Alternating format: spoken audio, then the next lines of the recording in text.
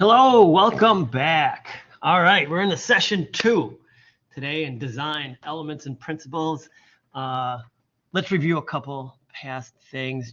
I want everybody to be clear on everything, so we're all on the same page. Knowing your time expectations for this class, you may be spending up to 18 hours, though I doubt it, on the class. Like, don't wait until the last minute. Make sure you're checking everything. Make sure you start things in advance. You don't want that last minute thing to happen. Like I talked last class, the dog chewed through my Ethernet cord. My computer battery ran out. I couldn't get Wi-Fi. Like, if you start all this stuff early, you have a way to get someplace else and finish it up. So if you wait until the last minute and you're relying on technology, we all know, don't rely on technology. Start it early. And then because you know what that means? If you start it early and then you're like, oh, okay, the internet went out. Hey, Joel, the internet went out of my house, and it was, it's because you're emailing is when I get them at like 11:30 at night. And the internet went out of my house at 11:30 at night, and I couldn't finish my project. Well, then, like, I'm not going to respond one, two. And then what I just expect is like super early in the morning, you get up or you go to Starbucks and you complete it. Like, it's part of the job of being a student. Like, don't wait in the last minute. Don't rely on the internet. Don't rely, start it out early. Grading rubric, again, late assignments and discussions, and then no assignments are accepted 7 days after the due date. Remember that. We're not in high school. We're not in grade school. This is a college course, and it is based on graphic design lifestyle, where you have assignment due dates when you're working in graphic design. And if it ain't done, you're not paid. You might get fired. All this stuff happens. So pay attention to that. A lot of people ask me, very few people ask me, like, oh, what about, is there extra credit? Kind of consider doing your discussions responses as your extra credit. If you don't do them you did the project perfectly, you're going to get a B. If you do and you do your 2 responses, you're going to get an A. So think of that as your extra credit. But when you do them late, you don't get full, you're going to get half of that. So just kind of think about that. Start thinking about it. Start moving through. And you all have been doing great. Like, assignments are coming in, which is awesome. And I would like to say this to the people who have turned in assignments already, or I don't know who was the very first person. There's somebody who turned one in super early, which I love. It's amazing, because then, like, today, I'm going to start grading everything. I got to wait a day or two because of this, the discussions. If you're the first one to put your assignment in, of course, there's going to be nobody to respond to. That just happens, right? You're the first person, you win. But you do have to go back and do the discussions. But just know, because we meet Tuesday, Thursdays, and we have kind of like this offset, you can always go back in, and then you check on 2 people's work, and then you get it done. But once it's in, that's a weight off your shoulders. And then you go back and check on, like, Thursday or Friday, and you're like, oh, I'm making my responses this day. Done. You can have all the work done 5 days before the next meeting. So work like that. Live life with like an open conscience. It's good. And like I said, a lot of these, they're not heavy. They're like fun. I hope they're fun and they're inspirational, and you get to play around and start really learning how to do some stuff, rather than like, I have this book project due. It's not English class or like the software classes. So let's have some fun. I'll maybe talk about this a couple more times. I just want to make sure. Oh, again, because I think I've read through past things, always check your calendar too if you're unsure. The calendar has stuff. I don't know if it'll be up to April yet. Yeah, April 1st, 3rd. Always check your calendar. It'll populate up. You don't need to know about 10/8, but everything except for spring break, which is coming up. So always check that calendar if you're worried. But again, when you open up these sessions, boom, it says when they're due right there. Due date, due date, due date, due date. And then we meet every Tuesday and Thursday. So yeah, let's jump into it, hey? Let's jump into it. All right, we're talking about shape today. I'm going to start. Oh no, where is it? let's start here. We talked about a point.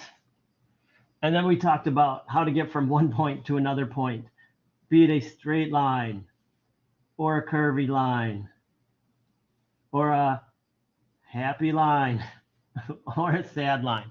Again, don't use those. I'm joking. Like you guys, somebody sent some in. You guys are a couple people I saw so far doing good.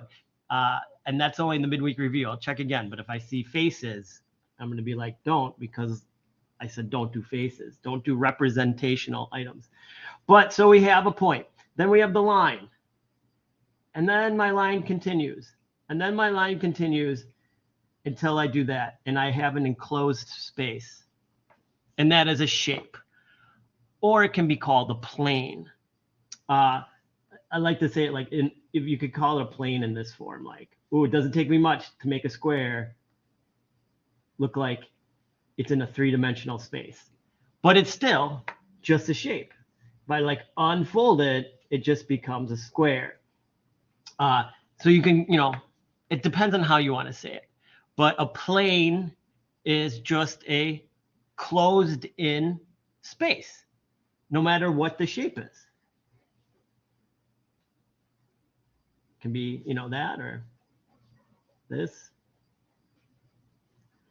But it's closed in, and you can fill it in however you want. So that is what we're talking about, shapes or planes. I think shapes is the easier one. I know the book refers to it as a plane. It's a shape. There's a lot of times we're going to run into double terminologies in this course. Use the one that's most familiar to you. I do try to use proper terminology whenever I can, because a lot of it comes into typography and stuff like that. So something else I want to talk about, and this I'm going to be jumping the gun here, is this is our initial idea of a shape. Like I'm just doing a square because like if you say, I would say like if you're on Family Feud and like survey says name a shape, everybody would go a square or circle. Maybe that would be the other one, is a circle. Now, this thing on the edge is called a stroke, or sometimes referred to as the line. And I want you to start, and I'm gonna show you in the examples. I'm gonna show you some other examples, and I want you to start looking around your world. And when you do the assignments, I really want you to look. And I'm not talking cartoons, all right, and manga and all that crap. I'm talking like, if you look at graphic design in general, shapes are created with no line, with no stroke. They're not needed. We grow up drawing. Crayons, what do we get? We get that, we get that book and you're like, it's like square, circle, triangle. And we take our, let's change the color. We take our crayon and we fill it in. And we're like, look, I filled in the shape. But it still has this border around it. Now is the time to get rid of the border in life. You don't need it. As I like to sometimes express to students, if you draw a square, you do not have to worry about the line around it. The color won't fall out. You don't need a border to keep the color in. So when you start doing future designs, if you want a red square, and this starts even today with your project. You're doing, I think you're keeping it black and white right now. But that's a red square, right? This red square nothing's falling out of it. And it doesn't need a black border around it for people to understand what it is. And I know that seems really weird, that like, why is he telling me this? Because with the programs that we use, a lot of times the default is to have a black stroke around it. And then you need to turn it off. So I'm telling you now, every time you do that and you see the black stroke, turn it off. It's not needed. We don't need to see this around the square. In fact, I think it makes it look worse. And we'll get into that. But that's just something like to think about and start to look at, because it is unusual. And when I didn't used to talk about it, every time I get, something back from students, I'd be like, the first thing I read is like, can you remove the black line from around the shapes? It's not needed. It's actually distracting. And you'll see in some of our beautiful designs that we're going to look at, and the beautiful designs that you're going to bring up, that it just doesn't show up anymore. All right, shape. We've already gone through some of this, so I'll be a little bit quicker. Not quicker. Oh, and yeah, thank goodness, guys. These classes are going to be shorter. No more hour and a half. All right. We're talking about a shape. It's a flat enclosed area with two dimensions, a length and a width. Circles, squares, triangles, organic, irregular, free.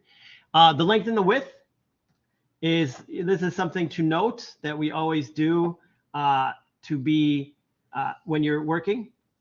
It's length. Well, it's length and width here, or height. Width and height.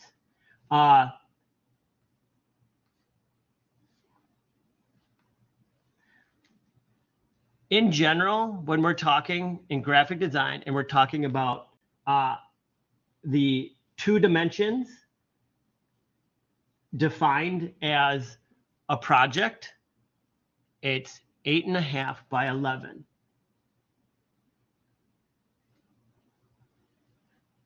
That's a piece of paper. The first number is always the width, and the second number is the height. All right. Now, people get confused by that, and it does come into problems in the future.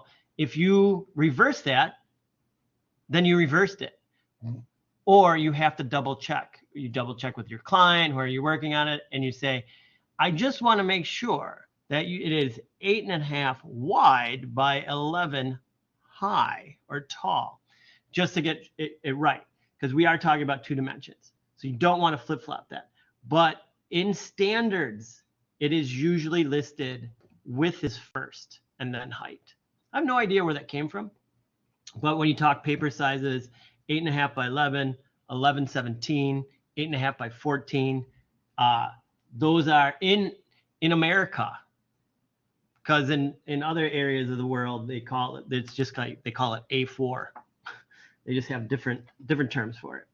So keep that in mind as well when we're talking about shapes and flat planes, because your artboard is a flat plane in which you're designing into. And so you got to remember, like, oh, okay, I have a space that I'm working into. And when I reference my space sizing, it's always width and then height. Shapes, characteristics, they could vary however you want. Size, proportion, orientation, complexity. But they're the basic building blocks to create visual elements. And that's very true. If anybody's ever dabbled, in Illustrator, in the Illustrator course, if you've taken it, great. If you're taking it now, great. And if you're going to take it in the future, good. But you've learned in some of those, like how to put a square plus a circle plus this, you can make, like an apple. And if you do, this and this and this, and it's shape building. And that's a lot of times how 3D programs work. It's shape building. You start with a circle and you add another circle and you put a third.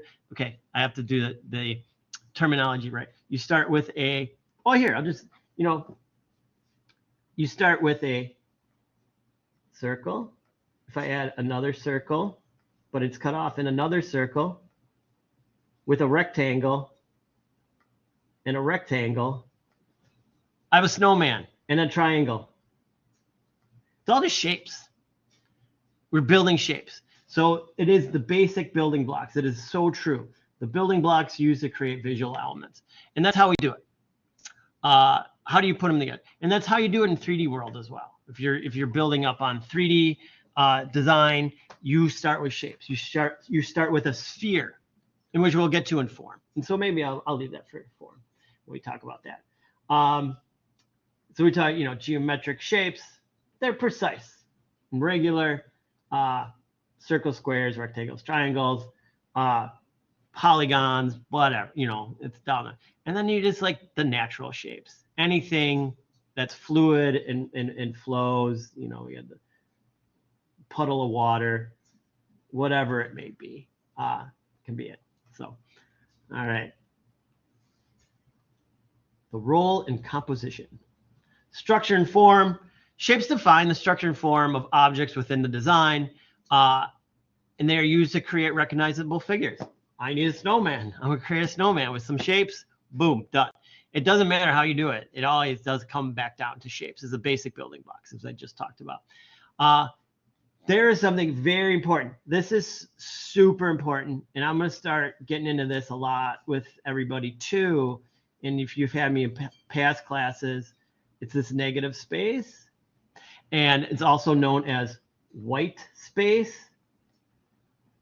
simply because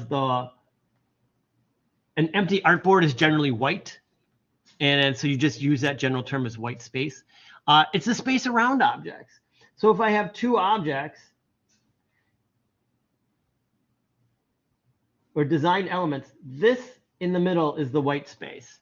And it's very important about how you use that. If I have a shape, if I have a shape and I put a shape over here, kind of feels like, all right, nothing. But if I do a shape and I do another shape, like kind of like almost on top of it, really close to it, there's two different effects happen. This feels tight and like I'm real close, and it changes the way I feel about it. But if I have a big space between them, it's open and it's free. So it does contribute to how people feel about your project. That negative space is important, not over in defining the overall composition and balance, but in how people feel. And we'll get into that in our project. And we're going to deal with some like balance and ideas. So you think about that, and like I'll be like, move the text away from that shape. Like it shouldn't be that close. It's called personal space. So we'll get into that. And then hierarchy and emphasis. Varied shapes can contribute to this.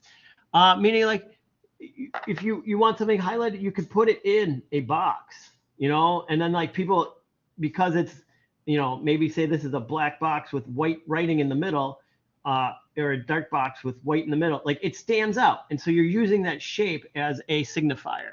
Hey, I want you to see this first. It's a big, bold thing. I want your eye to go here first, and then you can read everything else afterwards. That's why we sometimes do that. We put our headlines in a box per se.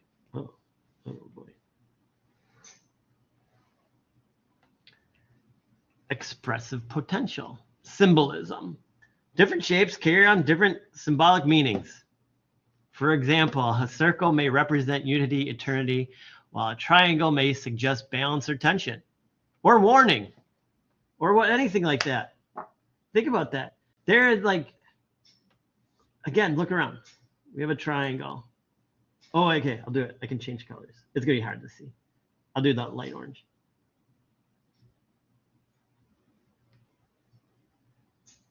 What is that? I could probably even do the black line in the middle. Here. We see that, and that's a warning sign. Yield, stop. We like think first. A yellow triangle. What's the other one? Everybody say it out loud. Near. Fill that in. Octagon. Put a white border around it. What do we got? A stop sign, red stop sign. That means, like stop. And so we do have symbolism behind a lot of our shapes. Emotion and mood, shapes evoke emotion, mood. Sharp angular shapes might convey tension and excitement. Soft shapes, calm and harmony. So all this gets roped in.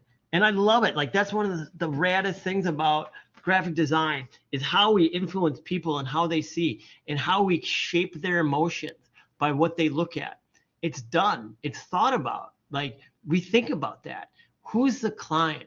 You know, if am I working for a bank or am I working for like an energy drink? Two different designs completely.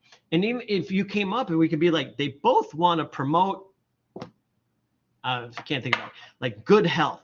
You would do this differently depending on who the client is. And how do you get that across is basically how you design the piece using shapes, using line, using shape to help people understand, like, oh, like, yeah, this is from a bank. It's nice and calm. They're like, Monster Energy, it's all jagged and crazy.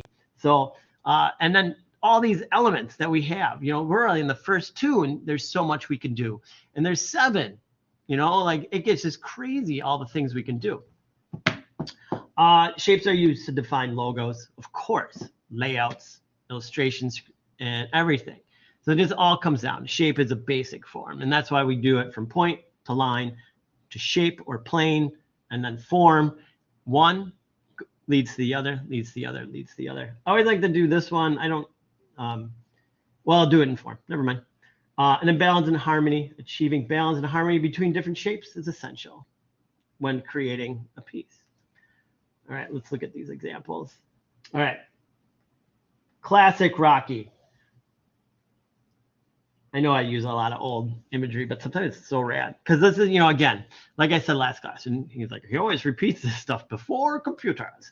But this is before computers. Because this is a reprint, I think. But it's everything here is a shape on Rocky. And I like to even say that, as I said earlier, when you write your type, you use lines to make your type. But then when it gets thick like this, you can even call the type shapes, right? These are shapes. But how cool is this? There is nothing in this piece. No background, like no visual cues except for shapes. But for some reason, we get this awesome sense of distance, of height. There's like a horizon line. Not a single, remember, not a single outline is on here. They didn't outline this. They didn't outline the guy. It's like pure white on the red. It's pure black on the red. There's no like signifying, like, make sure the shape is known. I'm going to draw a line around it. And then also, just the way these shapes are arranged. They're not all perfect, but just a little bit of offset on each shape, a little bit smaller, gets that sense of distance that the person's running up the stairs. I believe, I had to look some of this up. It's, you know, I haven't seen Rocky forever, since I was a kid. But he runs up the stairs, and I think it's in Philadelphia, and he gets to the top of the stairs, and he raises his arms up just like this. And so this is him running up the stairs, getting to his complete point, and because he made it up and he starts to celebrate, he does his hands up, and this is his shadow. How rad is that? And it's all done with shapes, simple shapes. Let's get intriguing here. The French affair. Triangles. We have this weird offset. It's almost like broken glass. They're all triangles here. Triangle, triangle, triangle, triangle, triangle, triangle, triangle, triangle, triangle, triangle. Just cut off. All the same triangle. Again, these aren't white borders around the triangles. They are spaces left in between the triangles. No triangle here has an outline drawn around it. So again, I'm re-emphasizing, get rid of the outlines when you draw shapes now. We're mature graphic designers. I mean, even down in here, like these don't have that much. We have this weird offset in the images. It's a little bit like shattered glass, you know, a shattered mirror. You know, when they do that in a movie or something like that, and then like it goes from a flat mirror into a broken mirror, and then you see like all the eyes, you know, like that one person's face is broken up into a bunch of, and it gives us that weird, maybe sort of tension in there. you know, by having this image, but then it's the same image broken and the same image, and they're all shifted off a little bit. And it creates that sort of tension. And then depending on how you read this, it's a magazine.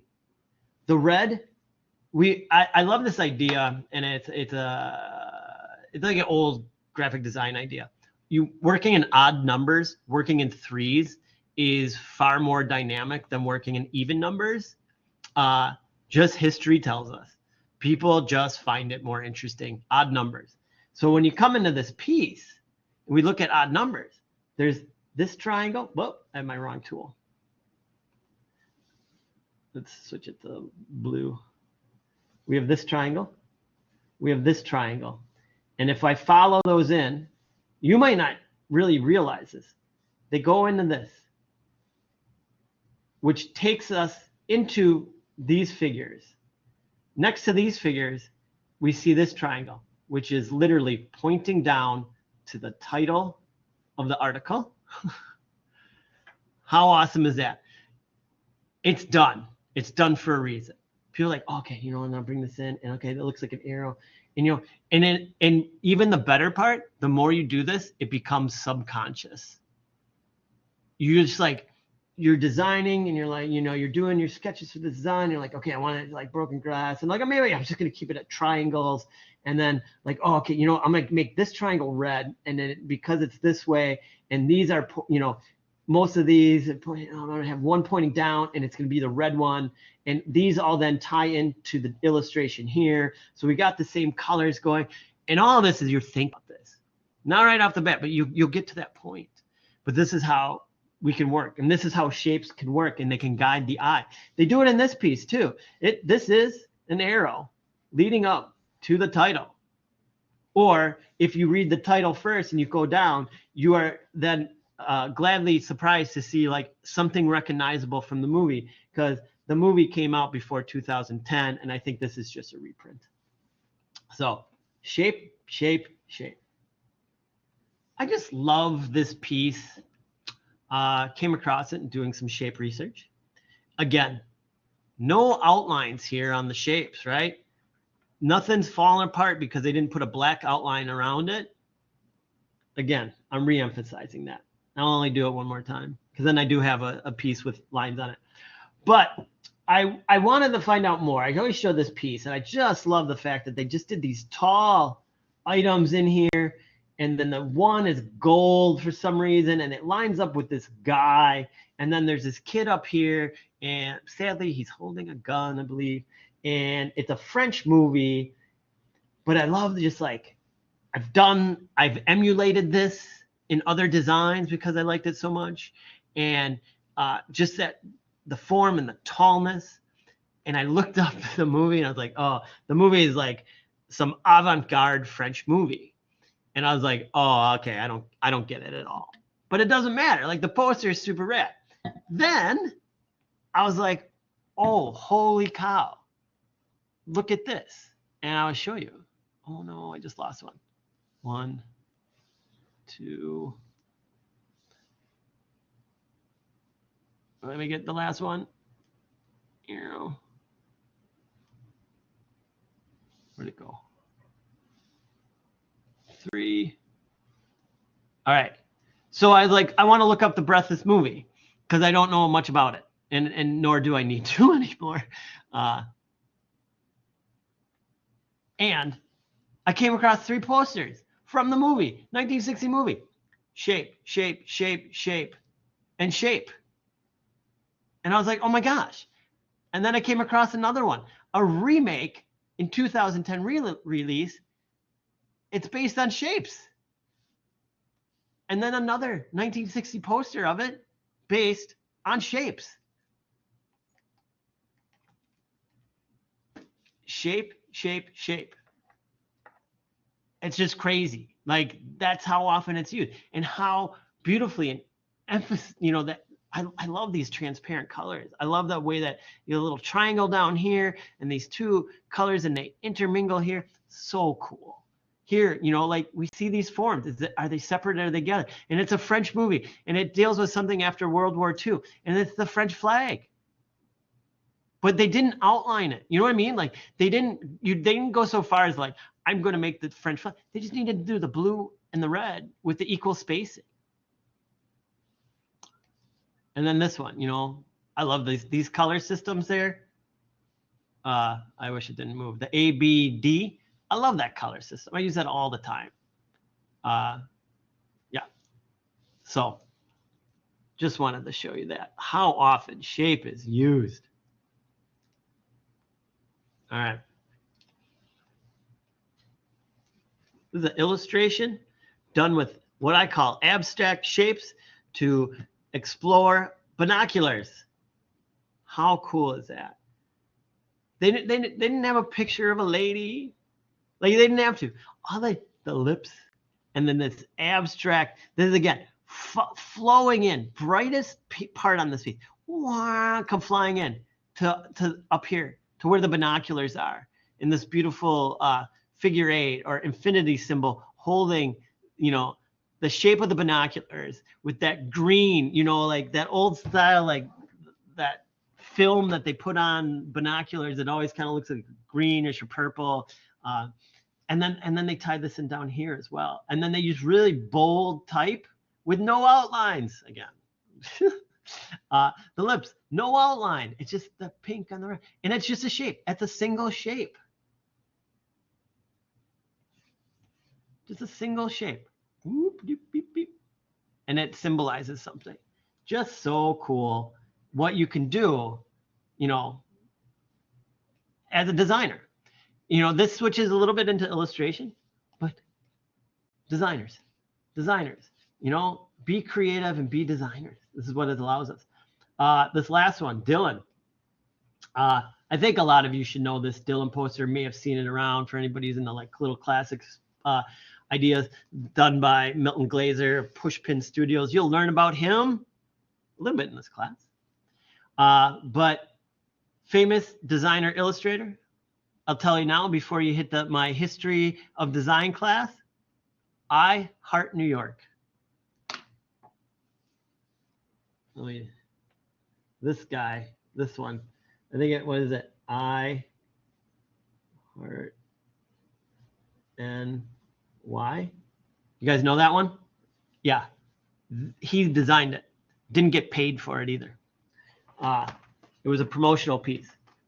Never got paid for it, and now it's everywhere in the world, and people emulate it. I would say on a daily basis. I heart my Pyrenees, whatever dog, you know, like everybody does it. He's the one who invented this symbol that you now know and love. But this illustration, all shapes, just filled in shapes, and he has defining black lines in here. And it's the only one out of all these. But he didn't also then do a defining line here, right? Only up in here, because it works with this illustration. And then look at these letters. Look at those. All basic shapes. And I love doing that stuff too. I do this a bunch when I design. If I'm doing like something big, I'm like, oh, if I got a couple letters, what if I just knock out all the parts that aren't needed and make the letters down to their base shape form and not base line form. So very cool stuff that all can be created using shapes in a design. So let's start looking at that. All right, let's switch over. All right. Do this again. Shape, first assignment. All right. Oh, and then for anybody, I mean, you guys, you're all here, but I do post the video lectures. I just wanted you guys to see this. Video lectures are posted as soon as I can, every once in a while. If I get bugged or busy, they go up a little bit later in the day, but I try to do them right after class. So if you're ever like, I missed something you said, it goes on to, it takes you to YouTube, and you can fast forward as you need and watch what you want as you want to. So it's all there. Okay, shape research. We're doing the same thing we did for line research, and you're going to do this 14 more times. All right. But we're going to advance them, and you're going to start using programs as we go. But just to get rolling, you can use whatever program you want. Last class, I talked about using Google Slides and doing that. As you can see here, here's an example of what I mean. I have a title page with a little design. You don't have to do, I did the design, but there's so much stuff out there. I have an album cover, a book cover, and a poster. Or if you want to, another version, I'm just throwing it out to you, those single versions. All right. Did I close out those other windows? Let's do this. Ooh. They're not letting me do it. Save image as. So like you get your shape image. So I'm just doing this because I'm gonna run through this again. Breakfast, web save, breakfast, and sometimes save image as. Oh, this will be a good one to do. Save. AVF. Ooh, okay. So that saved it as a different file format, and I can talk about that as well very quickly. Sometimes when you get the images that you want, apologize for shutting that down. It may be in a different file format than you were expecting, which you can convert in Photoshop, which is a program that you have within the Creative Cloud to use. But I'm going to go to Google Drive. I'm going to go to New. I'm going to go to Google Slides. I'm going to go to Blank Presentation. And again, lots of templates to choose from and many more online. Look at this one. Oh, look at this. I hate that. Look at those lines. I don't like it. But look at this one. No lines on this one. Looks kind of goofy. Shape. I don't know. But I'm going to delete all these out. Let's delete these. I put in like my name or something like that. Like you have your shape intro. But the main thing is I want to get into is like talking more about the alignment of items and getting things set up. So let's do movie poster.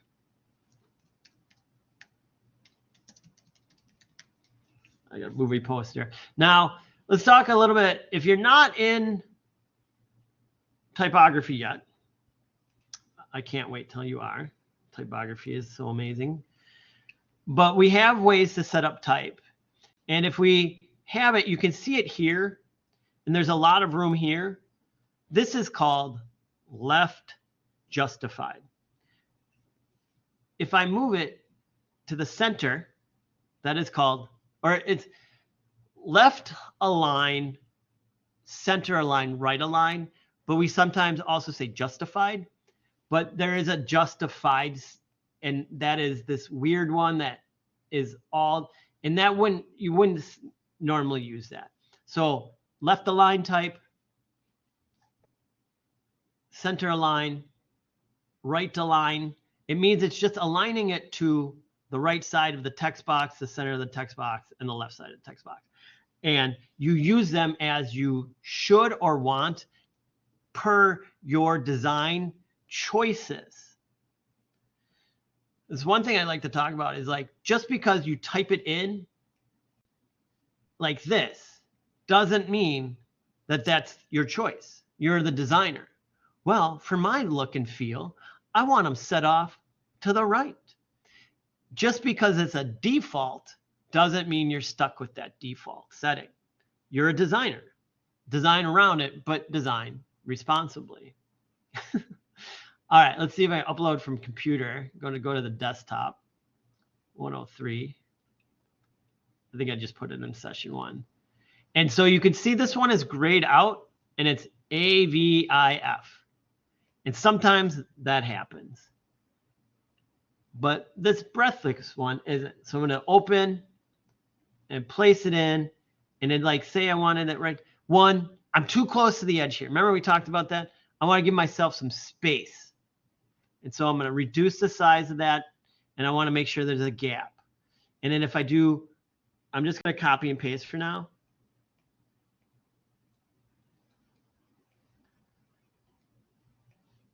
that when I do this, I want to make sure that everything's spaced out. And now the thing you can do is I have one here, and now you can look at references and you can pull references. I think you can I can grab at this ruler and say, I'm unsure. And so I start with that ruler and I grab, and it puts in a line for me. And then I can say like, oh, from this edge, I'm going to pull the ruler from this edge, and I want to go into like, say that 1/2 inch here. And then I do that on this side. And I pull one all the way across. And these are guides to help with your design. So that way I know this image, it could be any shape. I'll make it smaller just so we can play around. And you'd be like, he just did the same image every time.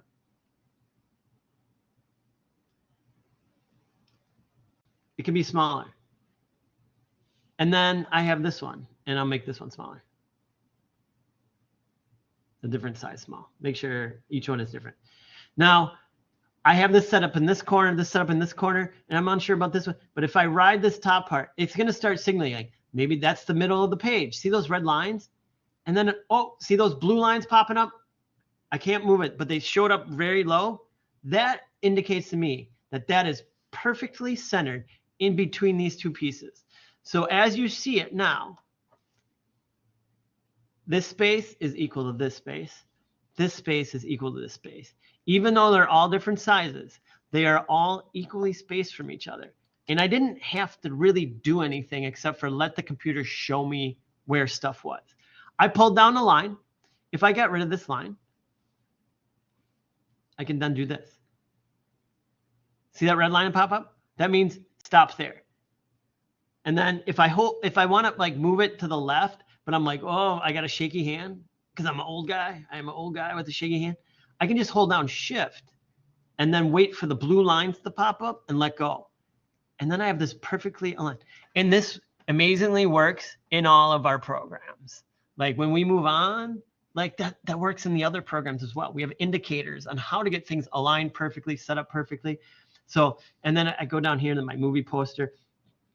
And you know what? That's too close. I don't want to move the movie poster. I'm going to undo that. Don't forget about undo. You know, that Command Z. And I just want to move that down. And I want it aligned. And then, so here's the other thing. In aligning this,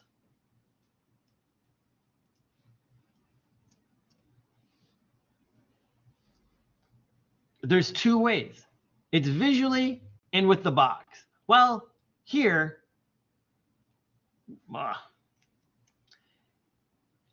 you may say, well, I took the text box and it is aligned with the edge. But do I want the edge to be aligned there, or do I want that R? I want it to be the R. So I'm going to click on that text box, and you know what? You can move it by hand, you can move it however you want, but I want the R to be in line. And so maybe I'll drag. Maybe what if I drag a guide over, and then I move it until my R is as close as I can get it.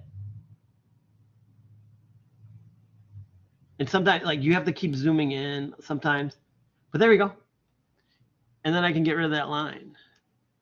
And I look at that. I'm like, yeah, okay, that's looking good. You know, it's aligned with that. And then I make sure every time, if this is movie poster and this is book cover and this is album cover, like boom, boom, boom. All right.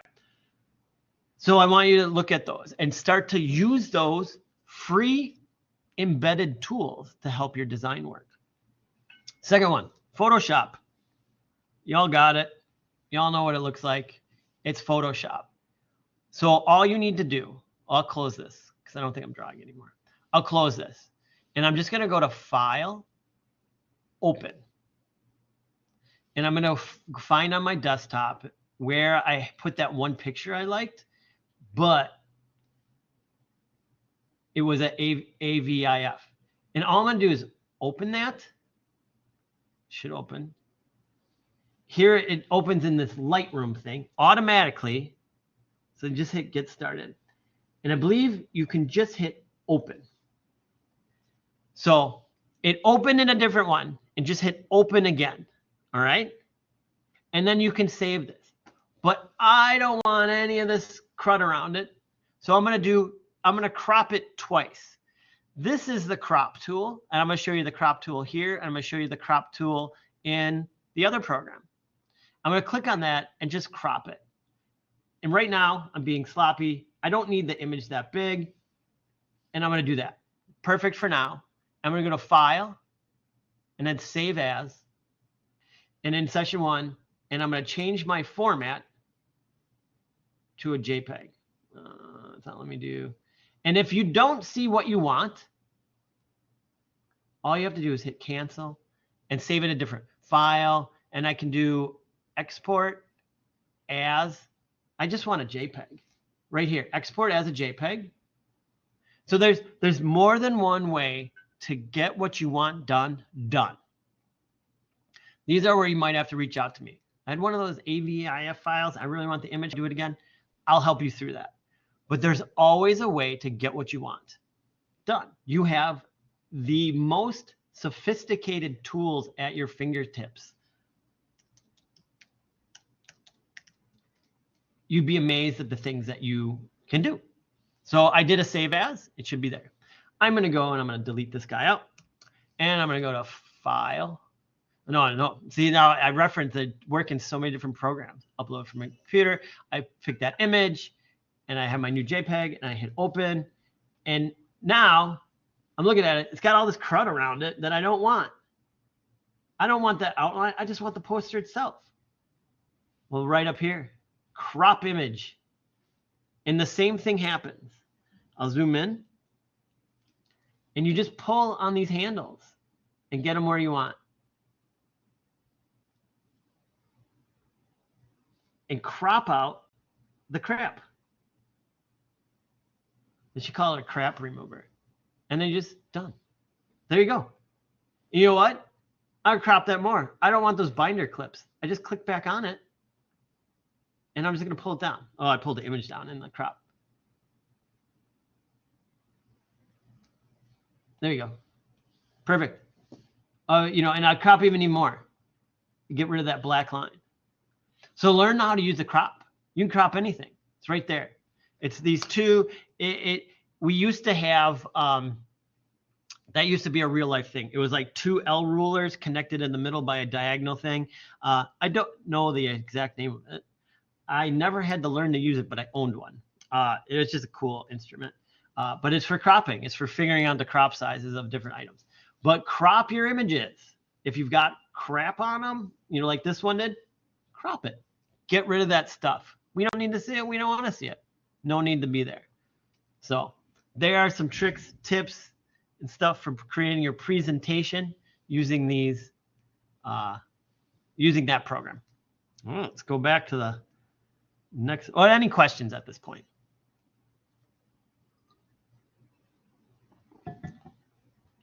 And again, we're practicing here. Try it, work on it, ask me questions, reach out to me. I saw there's a midweek review. I'm going to get to that after this class. And I'll write back and we'll work on it. The more you do it, the better you're going to get. The more you try things out, the better you're going to get. All of that. It's just the better you're going to get, the more you do it. Shapes. All right.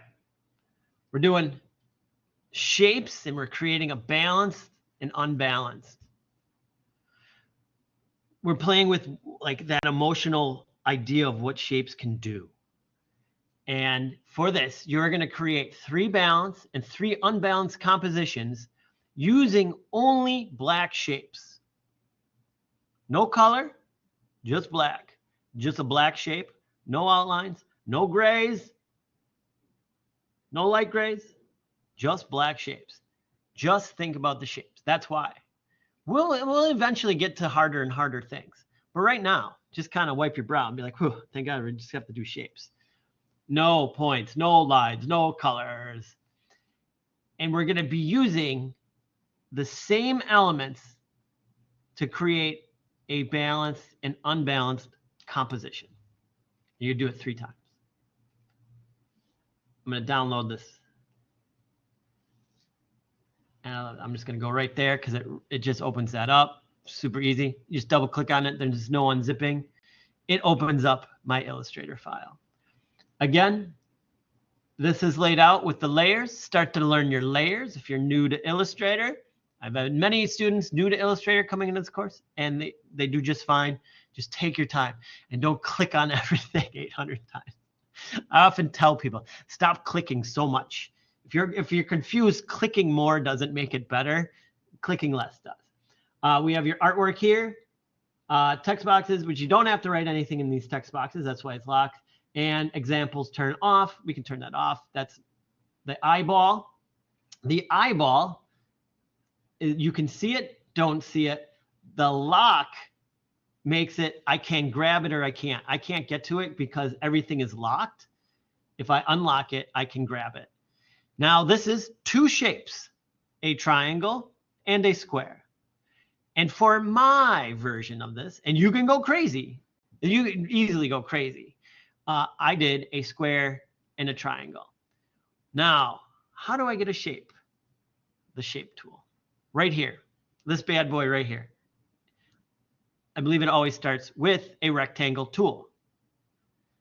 And as you click down, it has other tools. I can draw a rounded rectangle, which I don't understand why they have that, because they have a rectangle tool and then all you do is pull those and you have a rounded rectangle. Like, is that really saving me any time? That's just a little, side banter. We have an ellipse tool. Now, the important thing, and I will really get into this, is the shift key on your computer. If you want to draw a rectangle, draw a rectangle. If you want to draw a square, hold down the shift key. I can start by drawing a rectangle, and then I'm going to hit the shift key, and it's going to make a perfect square. All right? The shift key. The shift key, your hand, as we design, one hand should always be hovering above your keyboard, above the shift key. I am not joking. If I'm going to move this item over, I'm going to move it and I'm going to hold down the shift key. I wish there was like an indication of how many million times I've held down the shift key in design. It's my go-to key. If I want a square, you hold down shift. If you want to move something sideways perfectly, you hold down shift. If I want to take this rectangle and keep it a rectangle, but change its size, I hold down shift. It constrains it, it's called. I want to make that triangle bigger, but I want the same triangle. I don't want to mess with it. I hold down the shift key. It constrains it. If I don't want an oval, I want a circle. I hold down the shift key. I am not joking at how many times you should just start using the shift key every time you do work. I do it when I draw straight lines, and you can use it to draw a straight line in Photoshop. You hold down the shift key and you draw, and you'll draw a straight line. The shift key is amazing.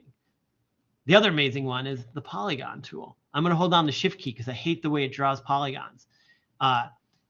Polygons is a anything above a rectangle or square. Now this gets fun with this little item right there. See that plus and minus pops up? There's a little diamond on the side and a plus minus pops up. If I move it one way, I get less. If I move it the other way, I get more. That's how you create your multi-sided polygons. That's so intuitive. That's fairly new, and that's why I'm so amazed by it. Like, when I say fairly new, I want to say like a couple of years that they added this slider to help you just make what you need to make. You just have to do other monkeying around and stuff. And again, I want to reduce the size. Shift, hold down the shift key to do that. Don't just be like, I'm going to move it like that. If that's the shape you want, that's one thing. But if that's not the shape you want, hold down the shift key. Tape your finger to the shift key. You want to do a star? Again, it's all wiggly woggly. Hold down the shift key. So it's not so wiggly woggly. And then then again, that slider, I don't know why it's not like that there. Boom, boom, boom, boom, boom, boom, boom, boom, boom. I can do that, right? And then you can grab certain points. So if I go to that not the dot thing. See the dot thing, when I go to the dot thing, a curve comes out, that'll curve things. But if I go to this one, I can change the inside. If I go to this one, I can change the outside. those circles. See what happens there? When I go, those are the two you want to play with. Or this. Fun stuff. Fun stuff. And again, that's what I want, but I want a smaller version. And I go copy paste, and then I make a smaller one.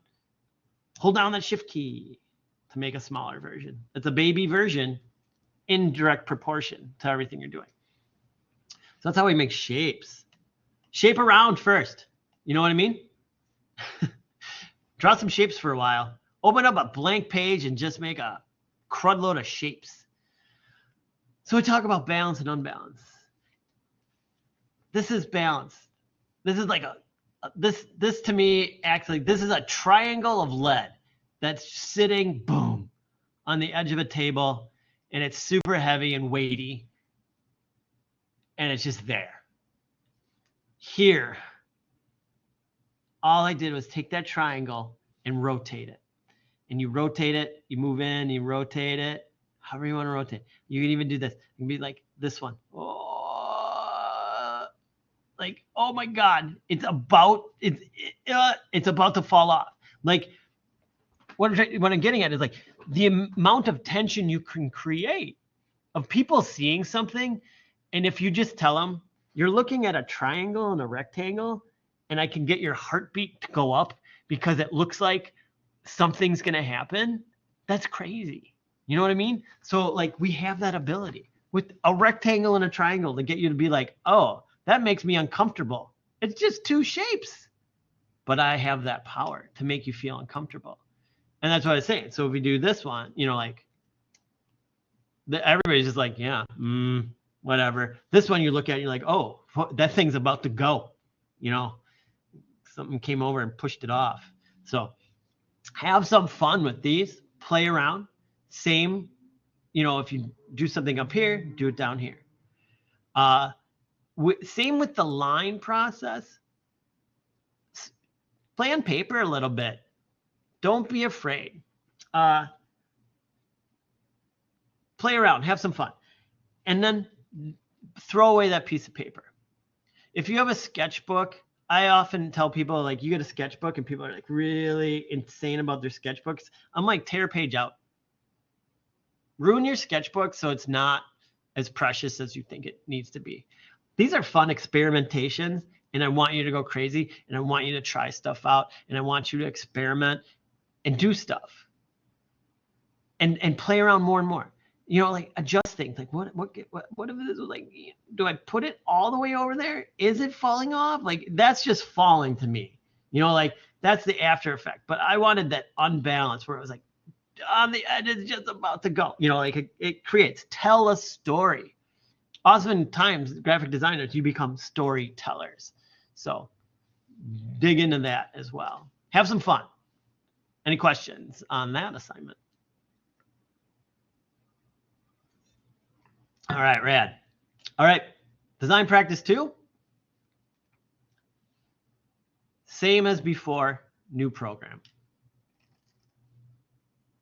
Open that up, download the zip file, and this one you may need the relink files. So it's going to open up in the program called InDesign. I'm going to go to my folder. If you are on an Apple computer, you double click. If you are on a PC, you will right click and hit extract all. Again, like I said, doesn't matter. And you ignore that. Ignore this Mac OS crud. I hate that has to pop up. Again, we have a links page and the InDesign file. I'm just going to double click on the InDesign file and it pops up right here. And everything is here for you. And again, it works the same way. You're going to look over here. It says pages, and then it's going to say links and layers. And it's all right here for you.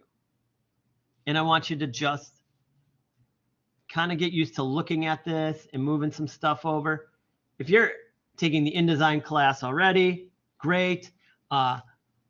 This will be a breeze. If you haven't, get used to seeing these situational backgrounds and like what's happening on the piece.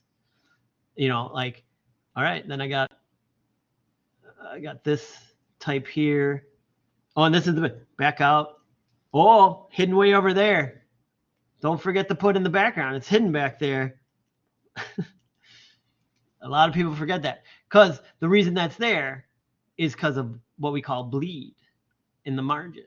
And so just place these in. And again, just like the other program, if I place this one in and I lock this one in, then I go with this one, look for those markers. See those green things pop up? Perfectly in the middle. And then I put my background in. Now the background, as you can see, goes all the way out to those red marks. So the black line indicates the edge of an artboard. Beyond that, we call it bleed. The images need to bleed off the artboard for the sake of printing a piece. I don't have crop marks on this because you export with crop marks. But later on when we talk about layout, I'm going to get into why you have an image bleed off the edge of the artboard for printing sake. And it is built, you need to start always building that into your designs.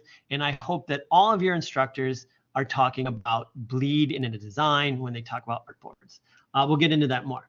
But again, really easy. It's a puzzle. You put in your puzzle pieces and you get them all to fit and you get them to look good. And then you're done. And then you go to, and this one's easy, File, Export. And I want to export as a Adobe PDF print. Know where you're going to export it. Hit save. And this, I think, I'm going to open up my recommendations is you can do smallest file size or press quality, doesn't matter. Make sure that here it's located in a different spot.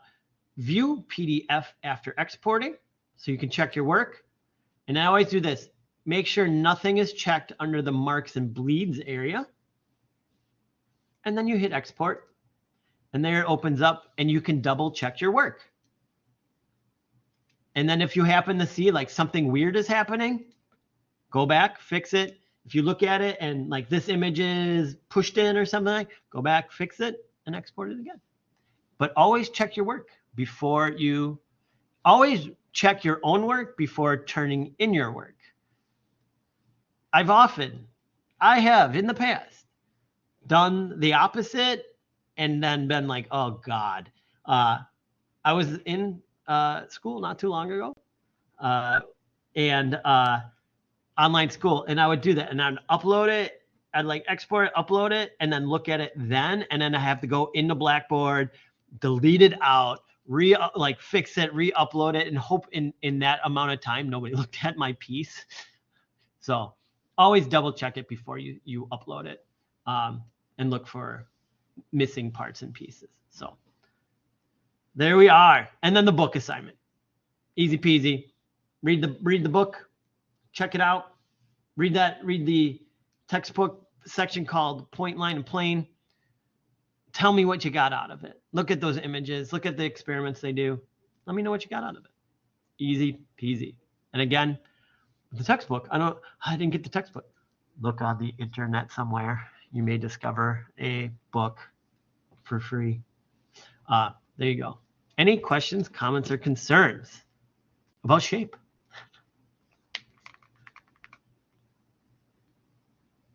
All right, wonderful. Well, thank you all. What a great start to this quarter. I'm always excited to teach this class and be teaching this, and things will get more exciting as we move through the class. You'll do some other projects, don't worry. And yeah, just stay on top of it. I see people are already staying on top of it. Stay on top of it. Knock it out. You got another hour. I didn't talk very long. You got 54 minutes. Knock out a couple of these assignments, upload stuff, and continue on. Do your if you didn't do your discussion, peer reviews, look at what other people are creating. Oh, here's a back one on that. If you're ever nervous and you look at what other people created, look at more than one person's work. Because you may look at a person's and I haven't graded it. You may be looking at somebody who did it wrong. So always double check that. I've had it happen in the past. It's like, oh, I see you looked at another student's work and they didn't do it right, and so you did it exactly like they did. Either double check with me. That's why we have the session 2 project review. If you're a little bit nervous, and I'll get back to you and be like, oh, here, this is what you want to do. If you need to talk to me, reach out to me. Hey, can we talk about this before I turn it? I'm happy to. Let's talk about it. We do video chats, G-chat, whatever you want. So I'm out there. Thank you very much. This will be posted within 20 minutes in case you want to rewatch it. Enjoy your weekend. And if I don't talk to you on the discussion boards, I will talk to you again on Tuesday. Take care and thank you.